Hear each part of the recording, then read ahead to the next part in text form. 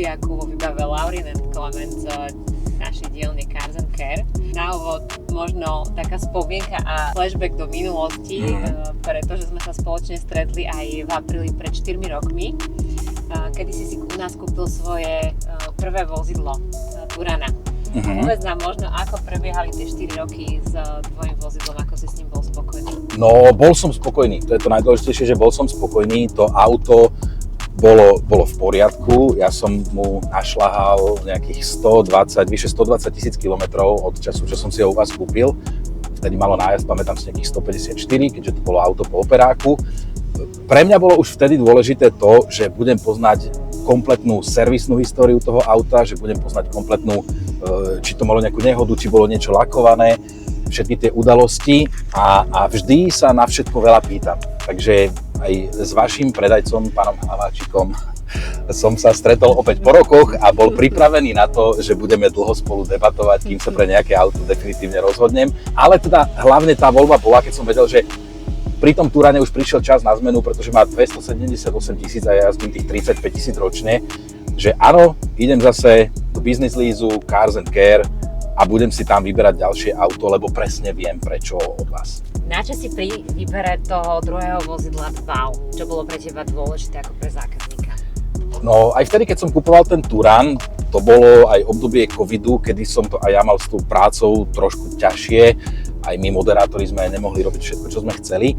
No a ja som tak túžil vrátiť sa k štvorkolke, lebo predtým som mal auta, ktoré mali teda 4x4 alebo nejaký all-wheel drive a túžil som sa vrátiť do tej štvorkolky, do auta, ktoré má možno zase o trošku lepšiu výbavu, že sa zase niekam posuniem a práve preto som si vybral tento Kodiaq. Najprv som ešte zvažoval jeden Volkswagen Tiguan, ktorý tiež mal fantastické parametre, históriu, všetko, ale tým, že ja keď chodím na nejaké moderovačky, na rôzne eventy, tak ja si beriem so sebou doslova celú šatňu, aby som sa komplet vedel prezliec plus všetko možné navyše, tak v tom aute potrebujem priestor a potrebujem tam mať uložené veci. A som si tak povedal, že nepôjdem teda do menšieho, aj keď ten Tiguan je tiež výborné auto a rozhodol som sa pre Kodiaq, ktorý spĺňa všetko to, čo som chcel. A dokonca ešte Laurin & Clement je prakticky fullka, takže je tu všetko, čo by som očakával. Iba maličký, keďže ja riešim všetky technické detaily, tak iba maličký detail pre mňa, že nemá to ešte Matrixy, to už by bola úplne topka, to je až od faceliftu 2021. Vyznáš sa.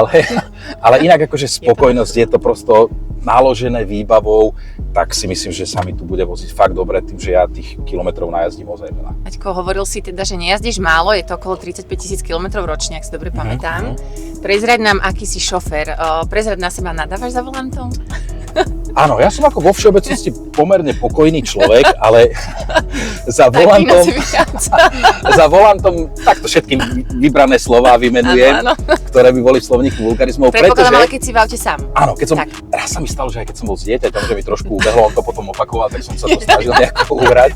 Ale mňa to preto vytočí, lebo v tom aute fakt ide o život. A ja sa naozaj, keď jazdím sám alebo s niekým, tak sa snažím jazdiť bezpečne. A keď niekto robí prosto nezmyselné veci, tak ma to vie vytočiť, lebo chybu môže urobiť každý pri šoferovaní, to je jasné, ale niektorí ľudia fakt ako jazdia jak blázni. A hovoril si, že si sa rozhodoval medzi Tiguanom a Kodiaqom a práve teda ten deň rozhodujúci sme sa stretli u nás v showroome Cars & Care a my sme to mali také biznis raňajky na tému elektromobility, tak sa opýtam aj teba, že čo ty a elektromobilita, keďže už toto je druhý diesel, ktorý si kúpil. Druhý diesel, tak, no ja robím aj taký podcast o automobiloch, ktorý sa volá Podcast, tam riešime všetko možné, aj elektromobilitu.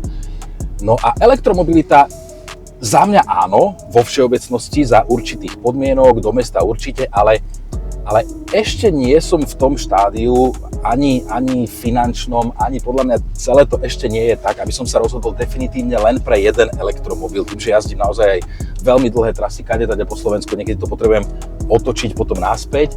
Takže ako druhé auto do rodiny by som určite elektromobil bral, ale zatiaľ je pre mňa najlepšia voľba vzhľadom na môj štýl jazdenia a vlastne života s tým autom práve diesel. Tak my už vo Flite máme nejaké elektromobily a veríme, že ich bude viac, tak možno o tie 4 roky?